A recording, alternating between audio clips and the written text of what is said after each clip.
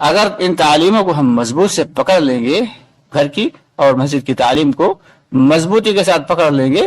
تو اللہ کی ذات سے امید ہے کہ ہمارے ایمان کو بڑھنے سے کوئی شخص روک نہیں پائے گا۔ حضرت مولانا ریاض رحمۃ اللہ علیہ تشریف فرما رہتے تھے مسجد میں، اور پڑوس میں ہی چونکہ حجرہ تھا اور پڑوس میں ہی اہل خانہ بھی رہتے تھے،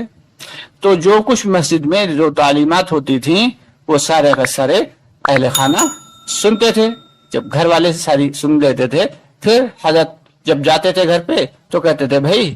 آؤ گھر کی تعلیم کر لیں، تو گھر والے کہتے تھے کہ ابھی ہم لوگ تعلیم سن تو چکے ہی ہیں، جو جتنی مسجد میں تعلیم ہوئی۔ کہا نہیں بھائی، وہ تو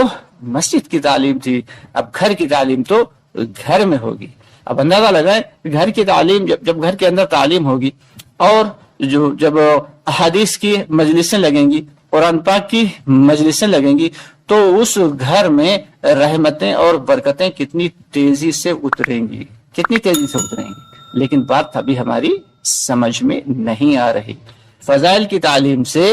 یقین پیدا ہوتا ہے، عمل کرنے کا شوق پیدا ہوتا ہے، اور پھر مسائل کو معلوم کرنے کا جذبہ پیدا ہوتا ہے۔ تو فضائل کی تعلیم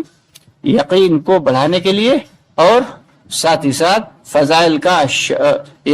اعمال کا شوق پیدا کرنے کے لیے ہے، اور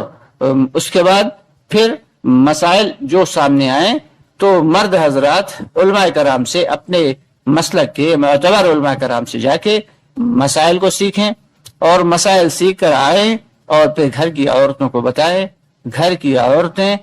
بچوں کو بتائیں کہ دینی مسائل کیا کیا ہیں۔ اس طریقے سے یہ ایک ترتیب ہے، اس ترتیب کے اعتبار سے اگر کام کریں گے تو پھر اللہ کی ذات سے امید ہے کہ انشاءاللہ ہمارے ایمان میں اضافہ ہوتا چلا جائے گا۔ پھر اللہ کے راستے میں نکلنے میں جو اگر کبھی ہمارے گھر والے رکاوٹ بنتے بھی ہیں تو وہ رکاوٹ نہیں بنیں گے، بلکہ ہمارا نکلنا آسان ہوگا، وہ خود ہی ہمارا بیگ تیار کر کے اللہ کے راستے میں بھیجیں گے۔